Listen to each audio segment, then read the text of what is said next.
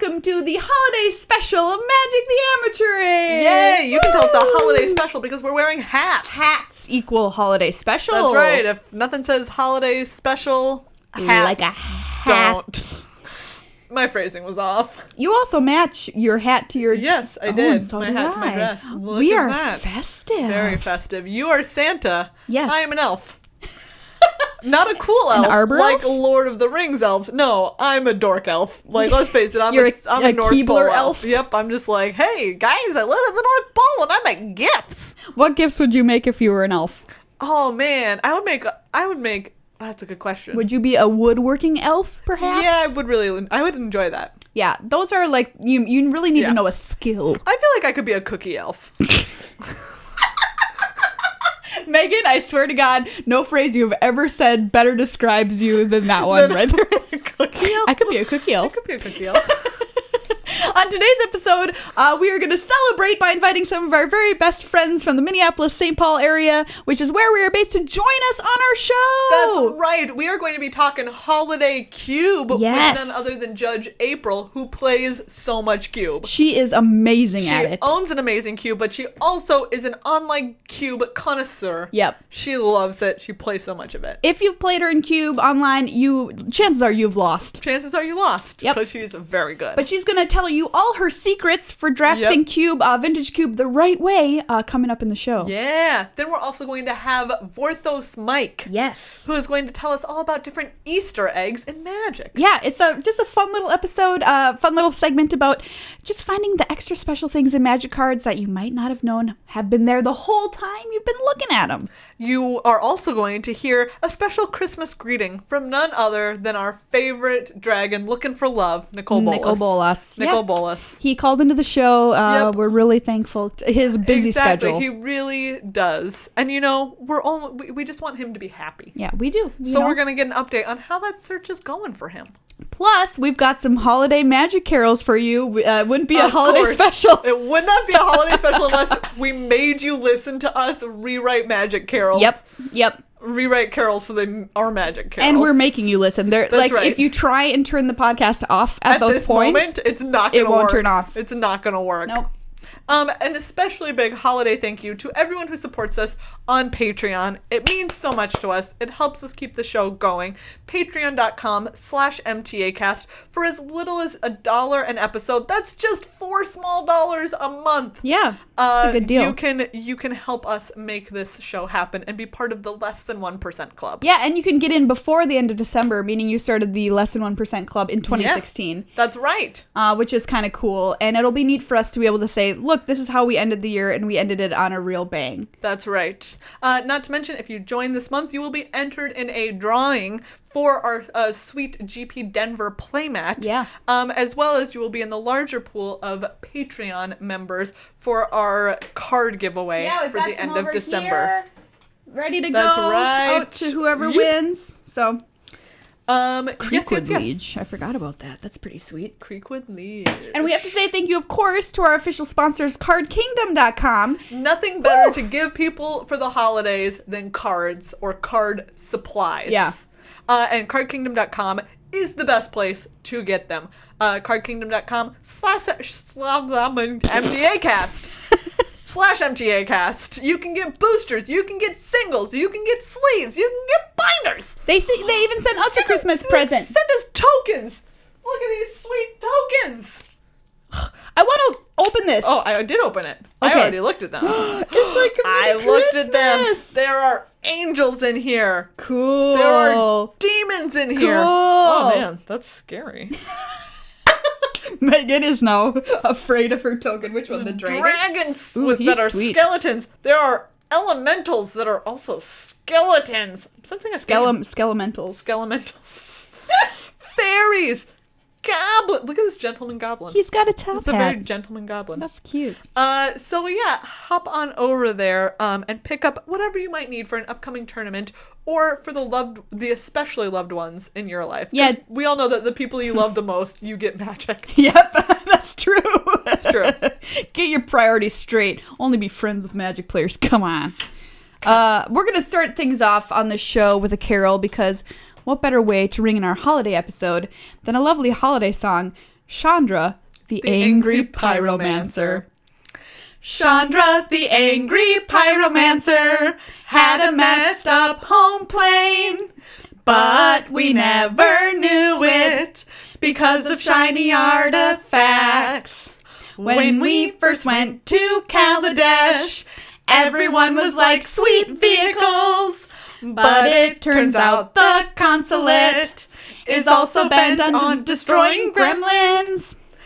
And they're in league with Tezzeret. And oh yeah, they killed Chandra's dad. Now her mom, Pia, is a revolutionary welding badass.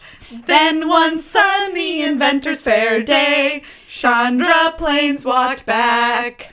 Kaladesh, with your messed up government, give Chandra her mom back. Oh, Chandra, the angry pyromancer, there are some dark forces at work. And with the help of the Gatewatch, maybe you can save Kaladesh.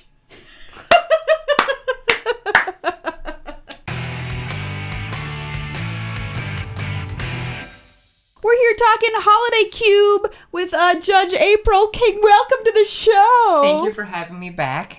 Yes, April's been on the show before to talk Cube specifically. I think so. I think I also did like Yeah. one of the sets. I forget which set it was. Oh yeah, you were It was an a Eldrazi sit-in set, like- judge Yeah. when Judge Rob abandoned us. I know. For What a 1 jerk. month. What a jerk. I know. But you're here to talk about the amazing cube that's on Magic Online right now. It's true. The vintage cube. The vintage cube, and you are a cube master, so I hear. I mean, I'm not going to say that my limited rating was better than Johnny Finkel's, but I mean, it was. But it was. It was. But it Yeah, was. I mean, But it was. for a while. But it Like- was. like 3 hours. Well, It was better. that is Do you know what? something It's to pretty brag good. about. That's 3 more hours than my limited rating has been better, so. So, approximately how many cube drafts have you won this cube season? I think I've got like 5 3-0s and then something like 20 2-1s and like a handful of 1 and 2s and like 1 0-3. Oh, Wow. One So set I think I've open. got like a 70 to 75% win rate. So That's Nice. above the curve. it April. is. I think only in Cube can you get it though. Like Cube leagues specifically, because you get a lot of people who are like, I want to try out this Cube thing, and Yeah. then somebody who's played like 100 cubes, just like myself, just comes along and just crushes them. It's so enjoyable to crush dreams. So we've invited April on the show to teach us all her ways of cube. You've got some tips for people if they want to play the vintage cube, cards to stay away from, pack one, pick ones that are your personal favorite. So everybody out there, you're Hold gonna. on. They're not just personal favorites. They're actually correct. Okay. The correct order that you should take these cards in. All right. Judge Yeah, April yeah, is not absolutely. here to I'm gonna dabble I'm in gonna get so much opinion. hate mail on my pack one, pick one picks. It's just gonna be Well, I endless. mean, how much can people argue with you? Your record is insane. Do you know It is, what? but I think it's for somebody who cubes a lot. I don't think it's unreasonable. Okay. Yeah, All right. I wouldn't be surprised if like LSV has a similar win rate. If you disagree with Judge April, Not that I'm saying I'm as good as LSV, but I mean I am.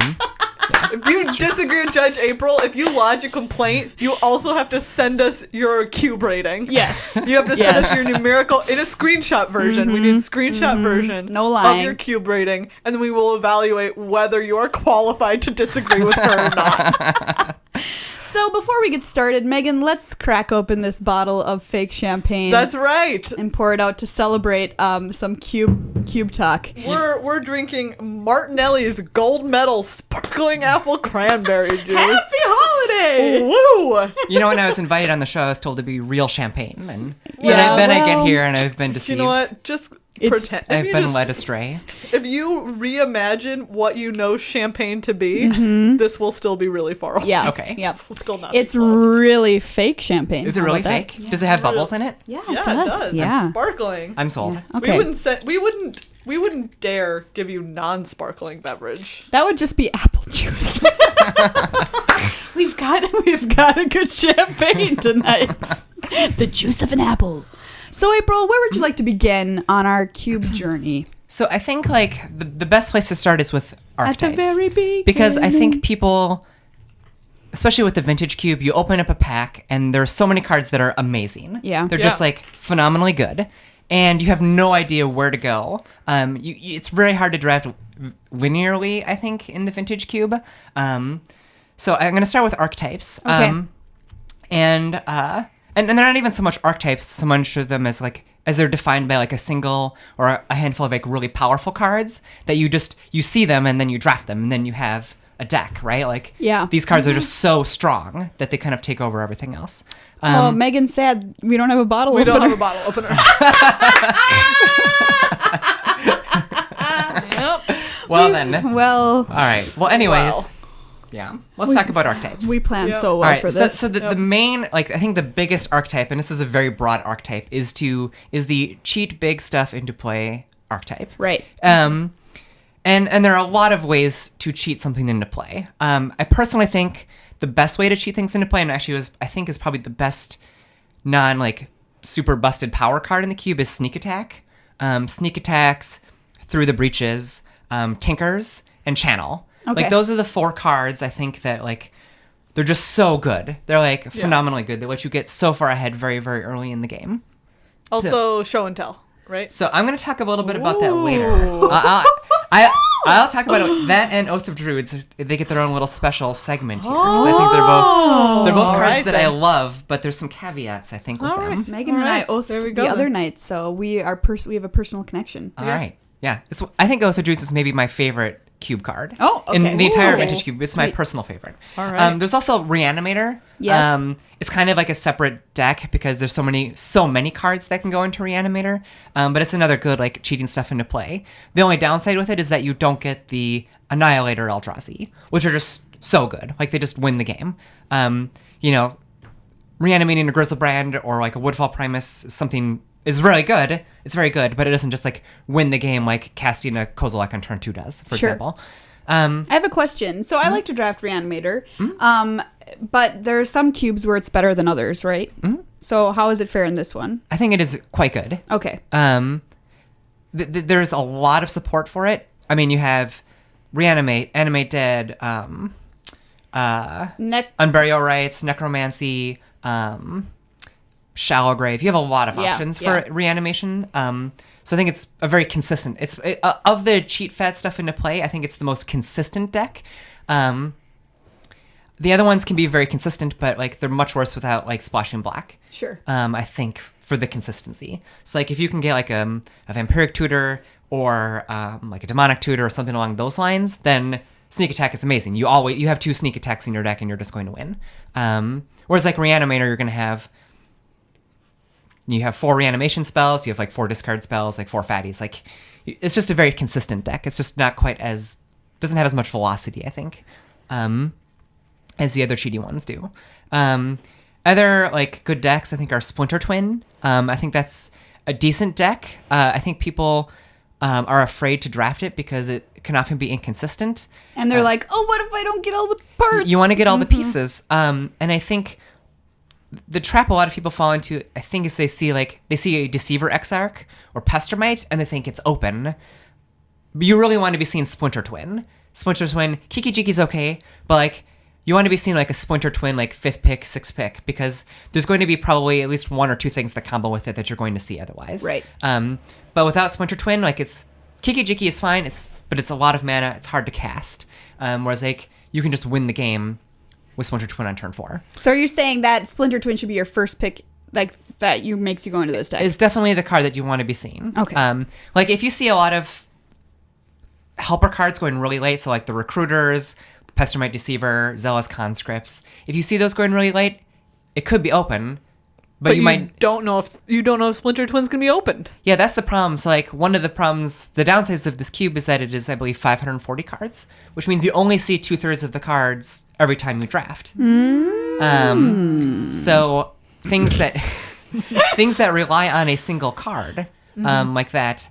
Storm is another deck like that as well. Like relies so much on Yawgmoth's Will, that sometimes you just get to the end of the draft and you don't have a deck. Question. If I was doing this and I didn't get a Splinter Twin, could I still have a deck that could win?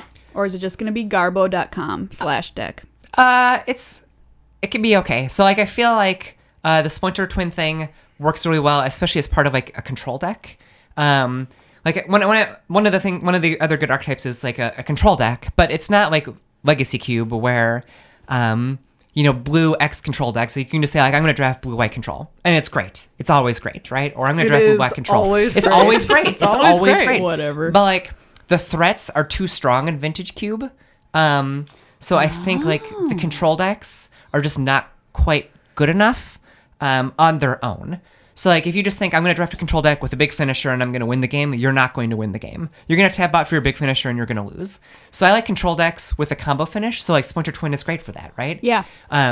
You just have some removal spells, you've got some counter spells, and then all of a sudden you kill them. Like I think that's the best way to draft a control deck. Other decks that I find to be really quite good, the mono white deck can be good, but I think people draft it really badly. Lay it down like, for us. You look at things and you say like, well, here is a what does it do? It's like 1 white. It's a kitty cat. 3/4.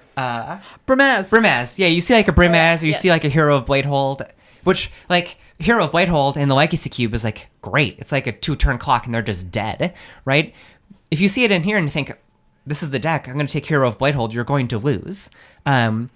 The white deck and the red deck, but like they both need to be very disruptive. So you need things that tax their mana, like Thalia and Wingmare. You need things and Lean and Relic Order that just like suck their mana away, because everybody like people have signets and stuff like that. I got a Mox Relic warded. Oh, that is brutal. That is a beating. That was terrible. I know. You only got like 2 turns of use out of it. 3 turns. Yeah. I mean, it really sucks. That's rough. It's really that's so bad. super rough having a deck No, with a wait. Mox in I was it. on the draw, so I only got 1 use. 1 use? One use out of my Why Mox. even cast? Like, I know. Why even what a bother? terrible card. Why It's like a even land that got bother strip mined. Also, the like things like Strip Mine, Wasteland, Rishadan Port, very important for that deck.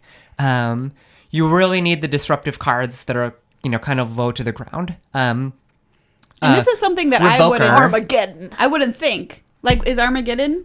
Armageddon is still good, but only if you can back it up like with ways to kill their signets. Like, it's not as good as it is in the Legacy Queue where you cast Armageddon and you won. In this one, you can cast Armageddon and they still might have 2 or 3 mana. Yeah. It's still like a good finisher. Bother. But it's like but it is a much better finisher than Hero of Bladehold. Sure. Yeah. Same thing with the mono red deck. Also quite good, but you really need to be low to the ground. You need, like, the red deck, I think, even more relies on Wasteland and Strip Mine and Rishadan Port. Cards that are, like, super important to the deck that you don't necessarily think of. Things like Manic Vandal. Like, it's one of the best cards in the deck because it keeps them from getting to their combo win finish faster. Manic Vandal, it's a 2 and a red. It's a 2/2. It blows up an artifact. Oh, yeah. That's all it does. Yeah. It looks mediocre, but it's one of the best creatures in the deck, right? If you play like 1-drop, 2-drop, and then you kill one of their artifacts, like there's a good chance they're going to lose. If you just do 1-drop, and then next turn you do 1-drop, 1-drop, and then you aren't killing them fast enough. Like you really, really, really need to hurt their mana.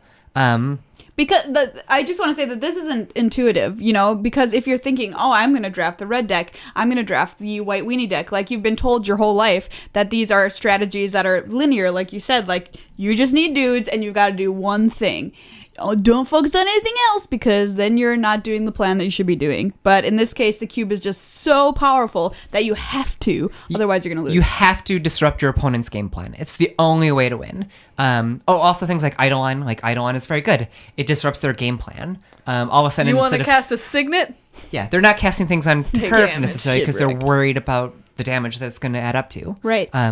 So you need to be very disruptive. Another deck that I quite like, but you have to be like super aggressive about taking mana fixing, is like a red-blue tempo deck. So this is things like, you still have your Jackal Pups and your Goblin Guides, but you also have things like Spell Pierce, Remand, Daze. But in order to do that, like, you really need to have like Volcanic Island, Steam Vents, fetches to get them, because you will just lose otherwise. And in fact, both of those decks are really bad in general for splashing. If you think you're going to splash, especially for creatures, if you splash for a creature, like if you think, I'm going to play this mono red deck, but I'm going to splash for Thalia, don't do it. Just don't do it. Like, I mean, if you think, I'm going to play a mono white deck, but I'm going to splash for, I don't even know, like some like green deuter that like is a bit like a kitchen finks. I mean, not kitchen finks, but like a Pulchronos or something that's like you can cast it. It's just not good enough. Like, you just need to never miss a land, like a land because of color. You have to be quick, low to the ground, disruptive. And then like the monocolor decks are rarely that way. Whenever I see photos of decks that you've drafted, that you are like, look at this beautiful masterpiece. I do post them on Twitter. Yeah. Picasso himself cries in shame when he sees this. They're often like 3 to 4 colors. And, Picasso really loved drafting cube.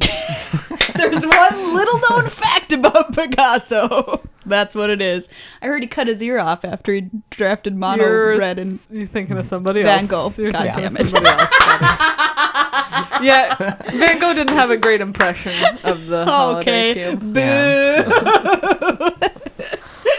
So, like, what's the deal? You didn't tell us, about that deck. So, all of those 4-color monstrosities are typically... What's happening there is I have a combo card, like Sneak Attack, or Tinker, or something like that.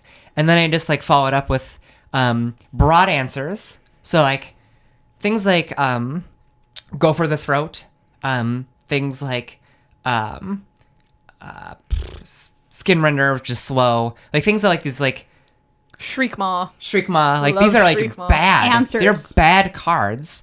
They're just not good. You need, like, really broad answers. So things that, like, Dreadbore kills a creature or a planeswalker, universal. It kills most every permanent on the board. Great card.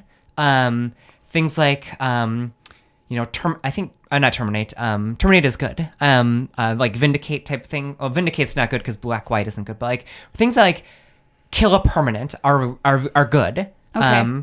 Things that, you're going to lose a lot of cubes where you're like, I have this Go for the Throat, and then they do, like, turn 2 Metalworker, and you've lost the game. Like, you just can't kill it. Yeah. But yeah. But, People there's... always killed my Metalworker. Too many goddamn answers. I know. Combo card. So a combo card. Okay. Or some sort of combo in there. Plus, like, signets, broad answers, and then you usually have, like, planeswalkers. Like, they're so good against the people who try to do, like, fair decks that you could just... And I control decks. Like, you just sit there and you eke out advantage, and then you just kill them instantly when they go to answer it. When was the last time you played a fair deck in Cube? In Vintage Cube? Yeah. Never. They're really bad. Let this be a lesson to you. You have some bad decks. Yeah, like, so like, what are bad some decks, like... bad decks? I mentioned, like, red, white aggro that splash for creatures of other colors. Red-green is, like, a terrible color combination. It's okay if you're splashing for Ancient Grudge. Perennial underrated card. Very good in Cube. But, like, red-green decks, which are quite good in the Legacy one, where you just have, like, some big creatures and you kill them with burn. Super bad. The mono-green deck is actually not that good. Sorry. No offense. It can be good. That deck was insane. Yeah, like, sometimes, like, it's just so open that it's just great. If literally no one else is drafting it and all of the cards that you need were opened, then it's great. But, like, the green decks are often, like, not quite fast enough. Like, they often kill on turn 5 or 6. So they're often, like, a little bit too slow, even with the mana dorks. Plus, like, they're just not unique. Like, these big green creatures that, like, normally in, like, a Legacy Cube are great for the green deck, right? Like, you grab a Woodfall Premise and you know that you're going to be the only one casting it. Maybe somebody will reanimate it, but, like, for the most part, you're the only one using it. Yeah. But, like, in a world where you have Sneak Attack or Oath of Druids or, Show and Tell, Tinker, like, reanimator decks, people are taking these big fatties because they're so good. And that makes the green deck worse. Yeah. And then, like, a Signet is just as good as a Mana Elf, but it's easier to cast. So Slam. It's just not that good. All right. Noted. Take that, Sad. Arbor Elf. You're not as good as a chunk of stone. Get hoofed. Get out of here. Just got hoofed.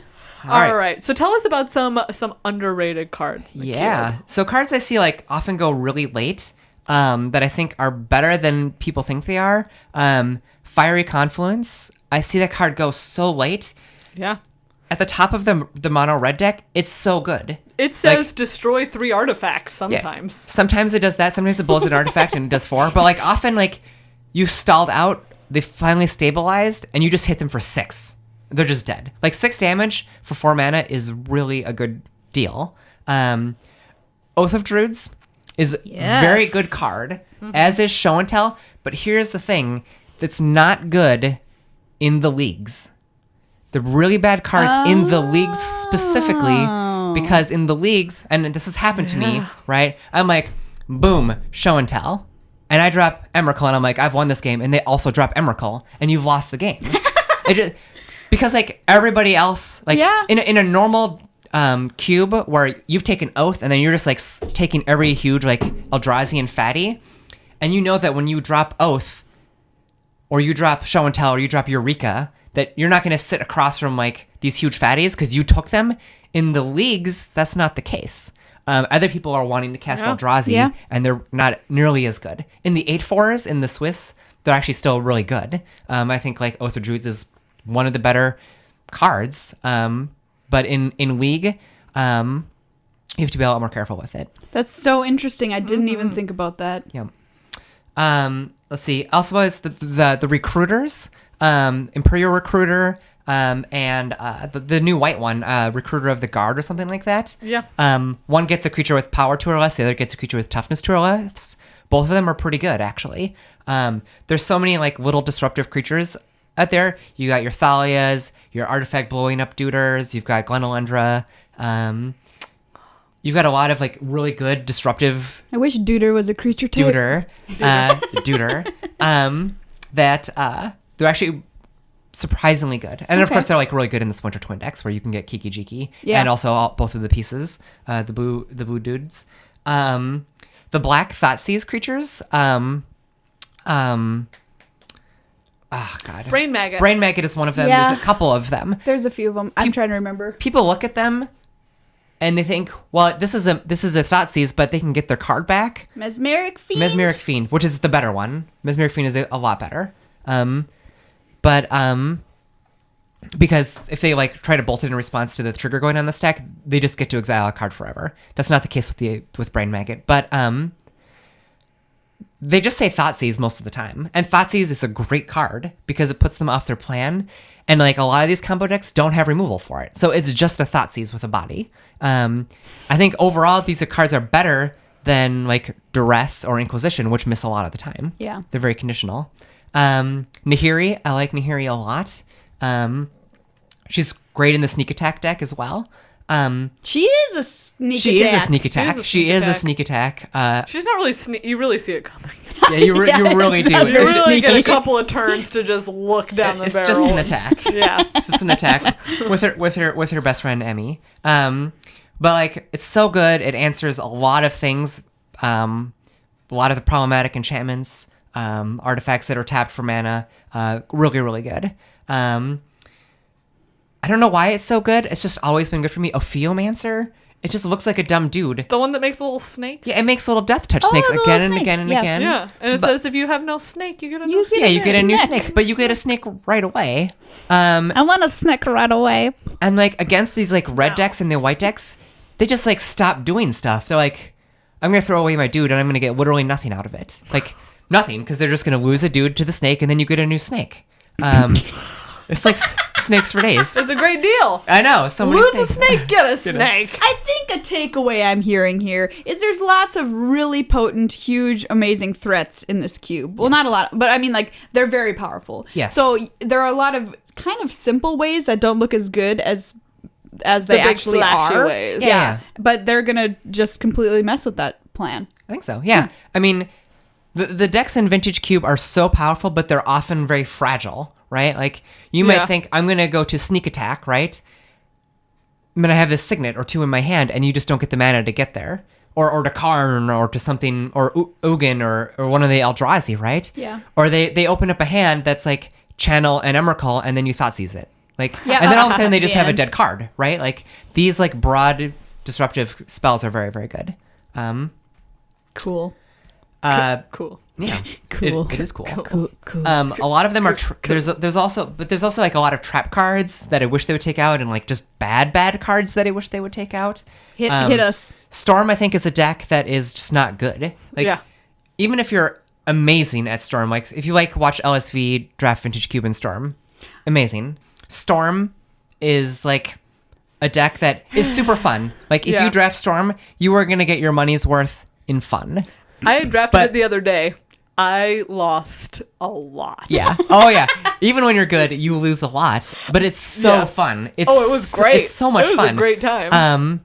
But like, because it's 540, like often you don't get the pieces that you need, and even when you do have all the pieces, sometimes you just get Spell Pierce and you lose the game. Brutal. And so, don't draft Storm thinking I'm gonna win this thing. Think I'm gonna draft Storm and I'm gonna have a lot of fun tonight. Okay. Yeah. Any mid-range green card, trap. Polukranos, I agree. Polukranos, Thragtusk, Kitchen Finks. They're fine cyborg cards. Super bad to main deck. Don't do it. Tezzeret, Ancient of Bolas, just not good. It's just way too slow. Way too slow. Even though you think all these artifacts, it's going to be great. Yeah. Not good. No. Huh. All right. Things like Sphinx's Revelation, again, just too slow, easy to like. How does that make you feel, Megan? Eat a Spell Pierce or a Counter Spell. Shh, everybody.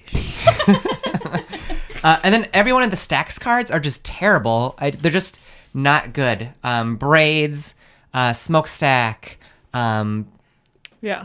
Don't mess with other people's permanents. Yeah, they're just not good enough. People like vomit, Cygnus onto the board, and then they still cast their spell, and they've done nothing. And they're just in general very, very slow.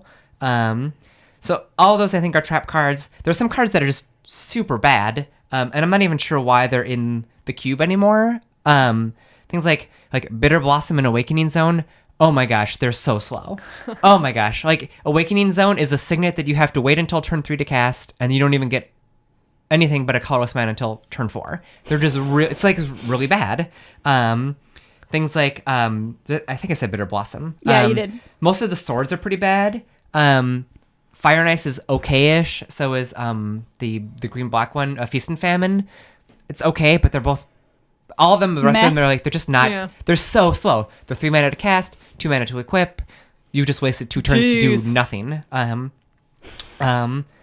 Dualcaster Mage, Magus of the Moon, Necropotence, I think, is a card that people think looks really good because you just get to draw a bunch of cards.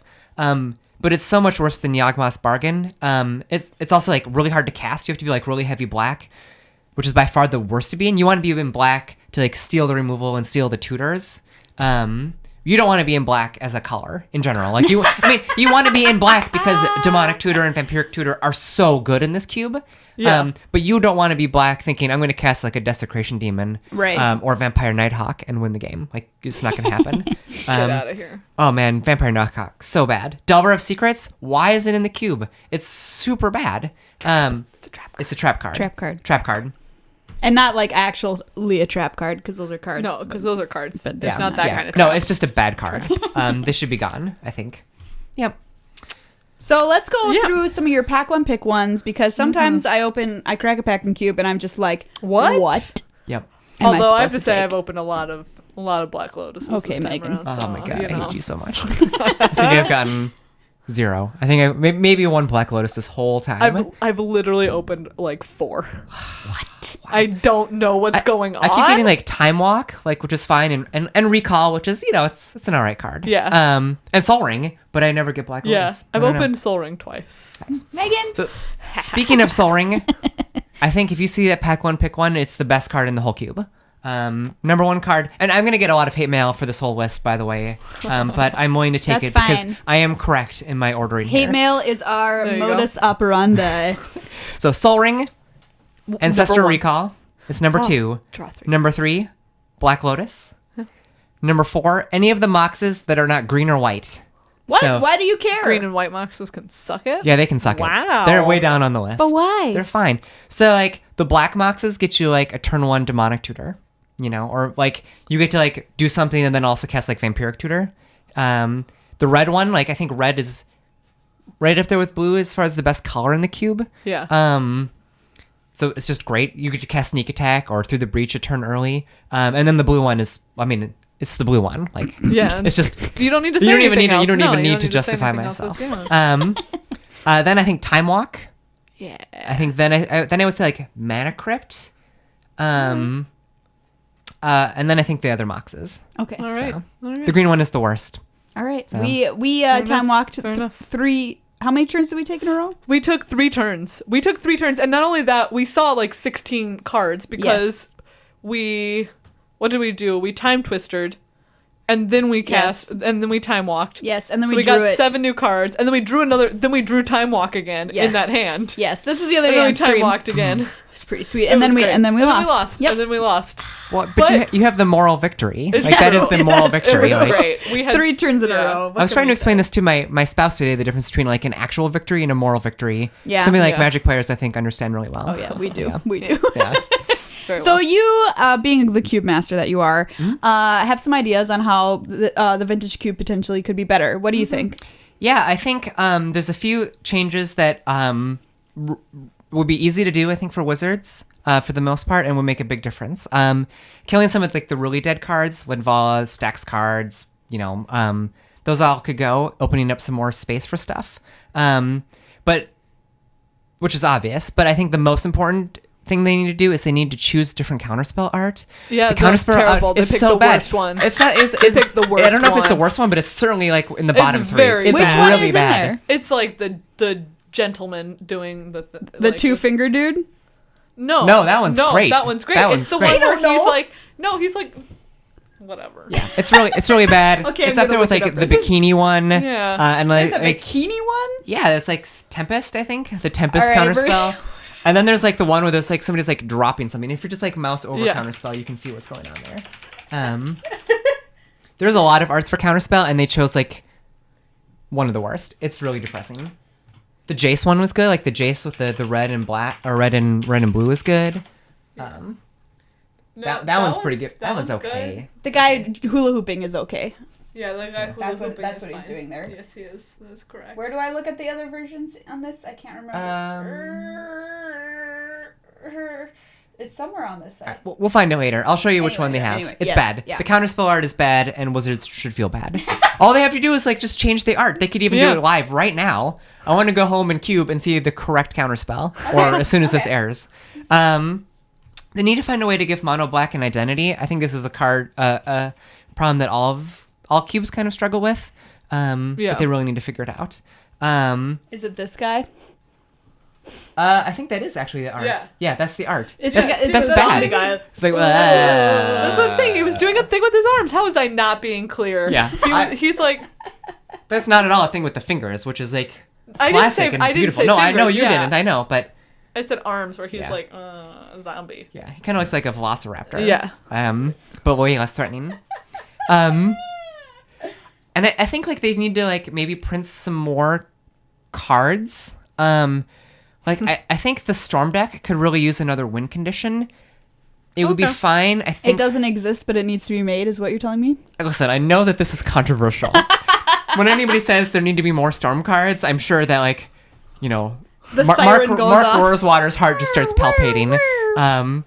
But like I think there are cards that you could print that would just be worse than like the existing win conditions that like Legacy Storm uses. Like in a commander thing, but could still be good. Even like a brain freeze that costs 3, right? Would be Yeah. just fine. Yeah. And because like just sometimes you don't get the win conditions, and they really need to figure out a way to make another Yawgmoth's. All right.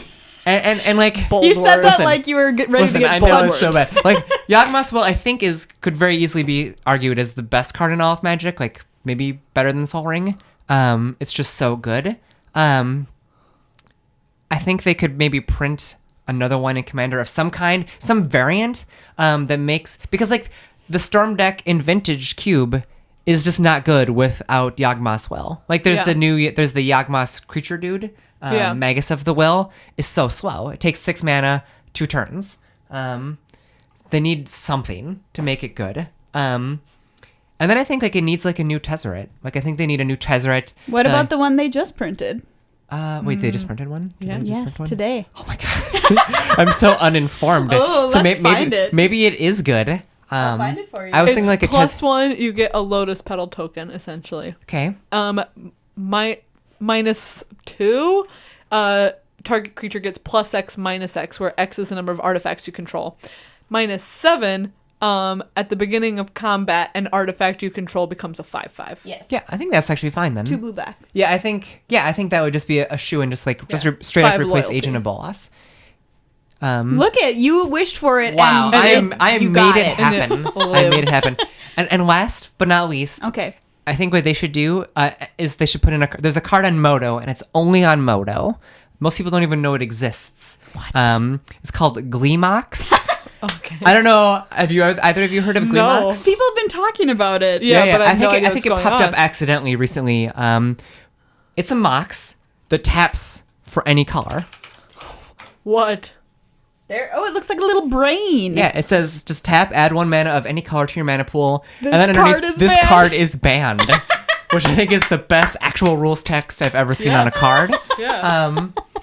But like, I like this because it's not quite as good as Sol Ring. I don't think it's as good as Sol Ring, but I think it's close. It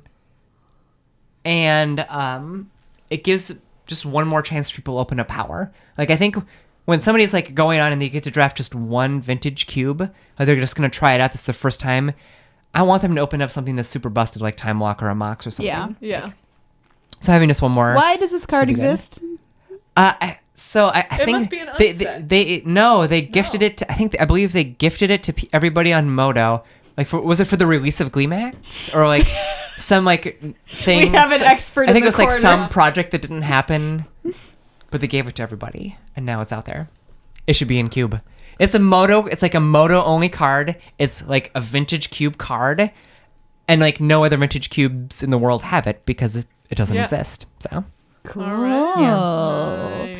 And it's the hottest new trend, a brain with jewels. Bejeweling your brain. It's the Bejeweling hot your new brain. thing. Well, April, I feel like so Yeah. much more confident about Thank you so much. drafting Vintage Cube. For laying all that sweet cube knowledge on us. You're very welcome. I'm looking forward to having my win percentage go down because now everybody knows all my sweet tricks. Yeah. It's gonna Yep, be a it's shame. okay. Yeah. It's for the greater good, though. Yeah. The greater You need good. you need a The new greater challenge.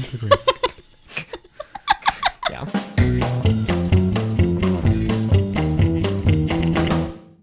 I'll be blue at the pre-release.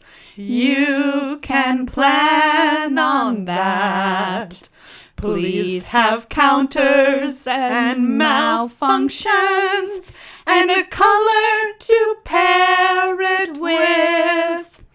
The pre-release will find me sorting through my cards. I will favor the blue ones, even if my red is better. I'll be blue at the pre-release. You can count on that.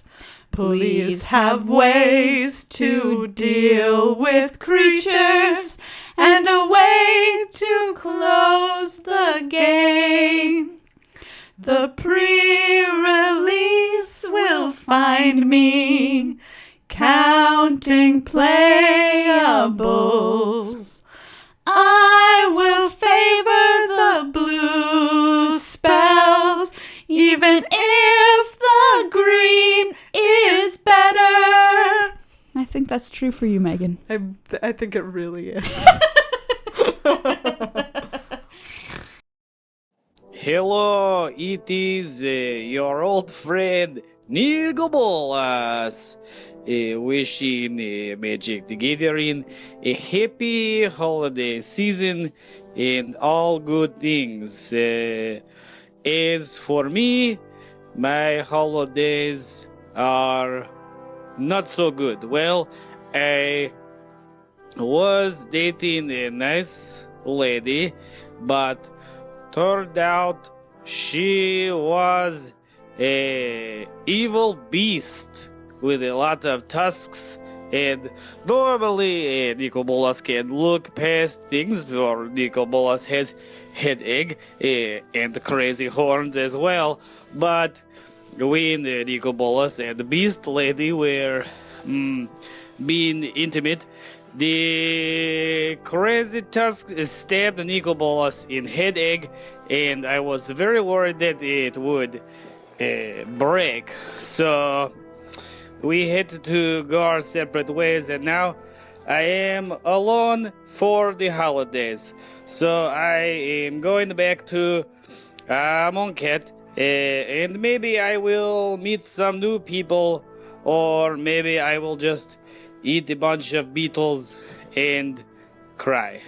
Okay, happy holidays. Nicol Bolas out.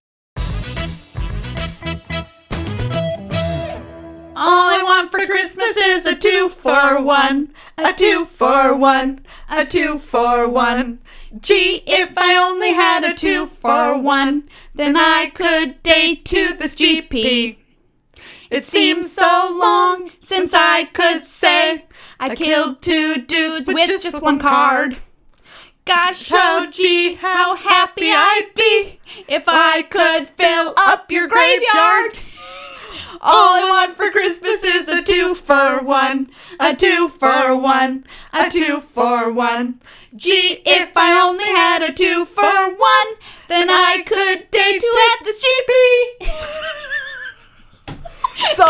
Sung exactly like Yep. the creepy little girl that we watched sing the original. Exactly. We are joined now by art expert. Art expert. Are you doing all right? Close enough. This is Oh, our I'm gonna tell you. art to talk expert. pretty close into it. Hot mic. Hot mic. Hot mic. Hot mic. Hot mic. We're joined now by art expert Mike Linnemann. Welcome to the show, Mike. Hello. I'm gonna make my own champagne by putting some vodka into a glass and then adding our classy our sparkling sparkling apple juice. cranberry. Maria, I think you misunderstand the entire concept of champagne. That's how they make real champagne. This is make your own, Megan. That's not sparkling white wine. That's real what champagne they do. just has vodka. Yep. That's what they do in France. They just add vodka to it. They crack bottles in carbonated juice and they... You're telling me you've some never been to a Smirnoff in holiday there. party where you had to make your own champagne out of vodka from a plastic bottle and sparkling juice. I just didn't call it champagne. I was honest about my Sparkling drinking. holiday party juice. On a scale of 1 to 10, how bad of a hangover would this give you? Like a full 10. Oh, our holiday party is All in right. full swing. Yeah. Mike, you've joined us on the show before to talk magic art, and you are, I think, you know more about magic art than almost anybody in the entire universe. You have studied it. You have written scholarly texts about it. Yep. I write about it often. Yeah. I suppose so. I guess the only thing left to do is actually put on an art show for people, which is in development, surprisingly Yeah. enough. Fabulous. We're working on it for GP Vegas. Wonderful. That'll be so cool. And then we're working on a tour, actually, for it, too, because obviously people live outside of 3 or 4 states that have major Yeah. GPs. But that's coming. People will be able to see that. Hopefully, fairly soon, we'll make some announcements. But that's not why I'm here today. No, No. you're here today for a very kind of festive art topic. Okay. Easter Yes. eggs in It's a magic different art. holiday. Yeah. I it's- know it is, but you know, I mean, Christmas presents in magic yeah, art. there we go. That's what it is. 8 days of things to find. So Easter eggs. It's been around for a really, really long time. And Ever since the first chicken, really. literally first chicken in the game. That's funny. You guys, there actually is a thing. You know that, right? No. No. Oh my god! Oh my god! Oh my god! No, that's one of them. Actually, is the unglued chicken egg. Yeah. Refers to the Rook egg card. There's a card called Rook Egg. Yeah, it's in Arabian Nights. You know, it's a Oh, 03. okay. You kill it, and then you get like a dragon of sorts. Oh, yeah. Yeah. Yeah. So How do you and then spell glued, Rook? It's RUKH. RUKH. Okay. Oh, there it is. Rook Yeah. Egg, yeah. So that's I mean, it was in Arabian Nights as the OG, and they played on it as an Easter egg in Unglued. That's kind of what the Unglued sets are, is this nod and wink. Are you paying attention? Same thing that happened in Time Spiral, that if you didn't play, it's like, this looks important, but I don't understand why. But if you do, you're like, oh my god, they're hiding stuff. This is so cool. and people geek the crap out about it. You can see it most recently. There was the card World Breaker. Yes, let's bring that art Sure. up. So World Breaker, I remember people had a big thread on this, and there's a lot of the Vorthos tags on Twitter. And then even Gabby, about a month and a half later, said, hey, do you guys see what's in the background? And I'm like, oh, we love you, Gabby. Yeah. In the background of World Breaker, it is the hollowed fountain. Yeah. Yeah, there it is. Yeah, you can see it right in there. And that's kind of a nod of this. It gives it place. It gives it more understanding. It can give you a ability to get deeper into story without needing to read one of Allison's writings or someone else's. And sometimes they're written into art descriptions, and sometimes people just add them. Throw it Yeah, in they there. just put it in there. So one of the early ones that people need to see is Dwarven Shrine. Okay. And Dwarven Shrine was one of the first examples of Matt Cavada, who's now the head of Caps, which is the creative and publishing side. The booster boxes, what color they are. Yeah. That's what he How does. they flip up. That's That's what he this does. dude. All right. That's all he Nice. does. So what goes on the booster pack wrapper, all that stuff. He made this, and if you look at it, you're like, okay, it's just a bunch of items. But It looks like a bunch of stuff on little pedestals. Look at it closer. Look at the circle that's red. Think about the other red 3-drop that was in the dark. You assume that I played during the dark, which Yeah. is untrue. That's a ball lightning. Oh. The hammer that's hanging there is a Hammer of Bogarden, which was a big deal back in the day as a removal spell. So he kind of just see it, slipped yeah. those in there. Very cool. Just shifty. That's awesome. And it was like, okay, that's cool. You can do that. And people won't be like, that's too much kitsch in it. And then they kept doing it in deeper things with all the Weatherlight cards. If you saw the card Treasure Trove, it literally has pieces of the Weatherlight in there. Is this the right art? No, which art do I need to do? Exodus. I always got to look at the original Gangster for it. Okay. And in there it has Karn, who's part of the Weatherlight, which they needed all these Weatherlight pieces to blow Yeah. up and kill Yawgmoth. And you'll see, the Power Stone in there. And you'll see the other, Thran Tome is right in the front. That's the book. And this got continued and copied in the future with Legacy Weapon, which Therese Nielsen said, what if we did everything? Oh, there all is the Karn, pieces yep. of the Legacy Weapon that were needed to explode to go off.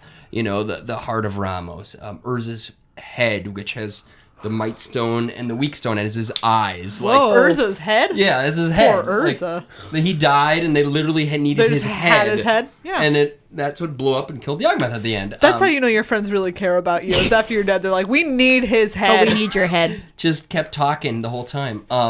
So they added all these aspects to say, okay, well, right away it's like, okay, you can blow up a permanent, but in the storyline, this are all of the aspects that were come together. And since this was a reprinted card from the original, they said, how can we give a little fan service to people that know what this is and show that through? Very recently, I wrote a big article on Zach Stella doing this with Expropriate. And he and a couple of these new artists, Victor Adame Minguez, a lot of the Canadian guys of all things, has started adding pieces in there that don't necessarily you'd expect, that they would reference each other. So in Expropriate, above Leovold, who's the guy standing there, that's the elf, that Leovold, Magali okay. painted, above over his left shoulder, there's a mural on the wall. It's True Name Nemesis. What? Really? Yeah, you gotta look super, super close. You can actually look in there and you can find Muzio's hat. Of all the things, because that dealt with the first conspiracy. And you could probably put a link to the article if you'd like.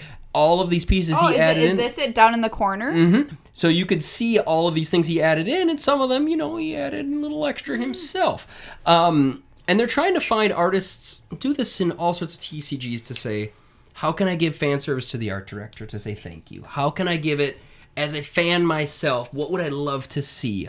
Jesper Ising, we didn't pull this one up, did Goblin Charbelcher. And what is he digging up? There's a storm crow in the air.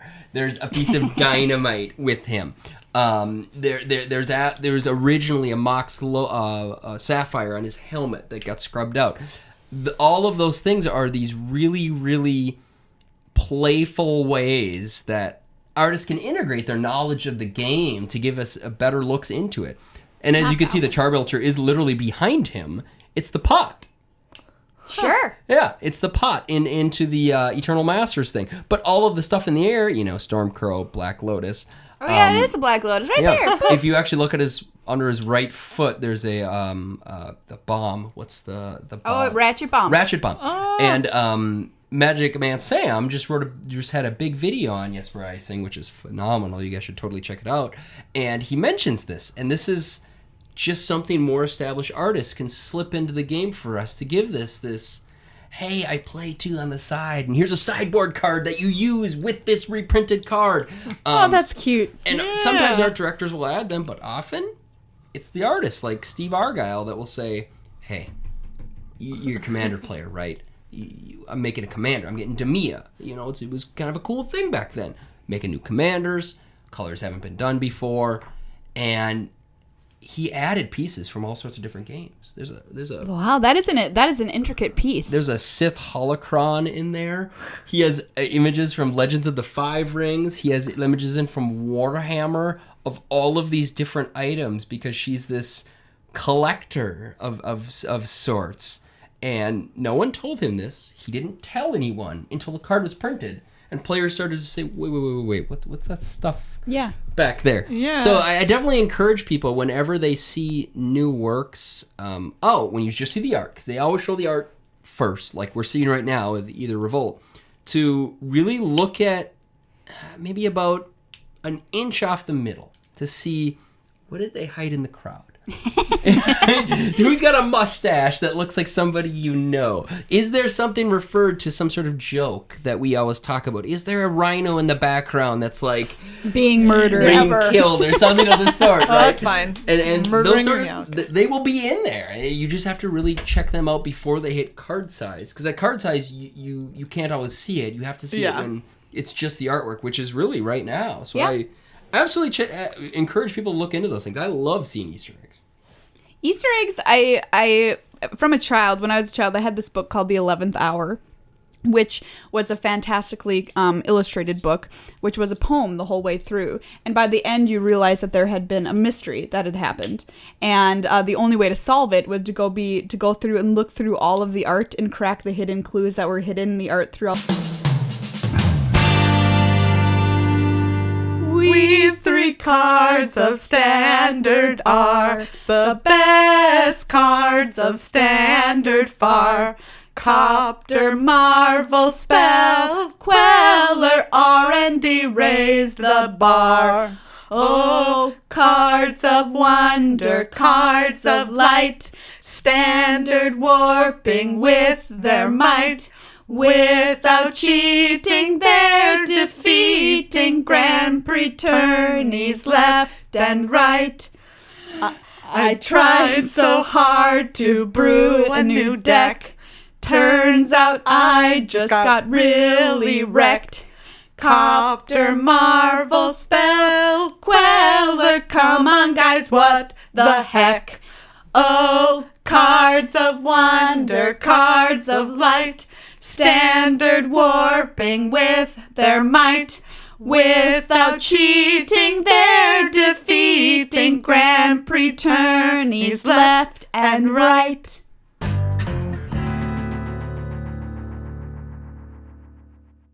I really can play. But baby, there's drafts online. I've got to go away. But baby, there's drafts online. This format has been The queue's hoping you'll so jump in. very nice. I'll pick your cards. This pack looks My nice. credit bill's getting higher. Hey, we wheeled this fly. My rent was due about 2 weeks ago. Hey, baby, you're harsh in my flow. But really, I'd better leave Nobody it. ever says quit. Maybe just half a draft more. I open a mythic dude score. We could watch the tube. But baby, there's drafts online. Say, what's in this cube? Yeah, baby, there's drafts online. I wish I knew how. I'm taking a time to walk now. draft good storm. I'll take this Abby. It transforms. I ought to say no, Mind if I drafts. take this I pack really rat? should be working instead. What's the sense in drafting rats? I really can play. But baby, there's drafts but on. baby, there's drafts online. It's so good.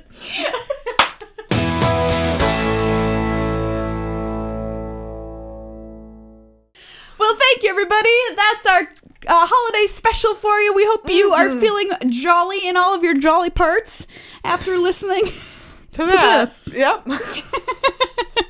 Big thanks again, of course, to Judge April and Vorthos Mike, and of course, Yes. Nicol Bolas for stopping by. And thank all of you once again, everyone who listens to the show, anyone who is able to support on Patreon, and of course, always to our sponsors, Card Kingdom. Yeah, we've got one more episode before the end of 2016, and we'll be What? looking back probably on what we've accomplished Let's this year. kick this year out the fucking door Let's dump water on this hot garbage fire of 2016. and put it out in the alley. So until next time, happy holidays, and may every present you open be a booster. booster.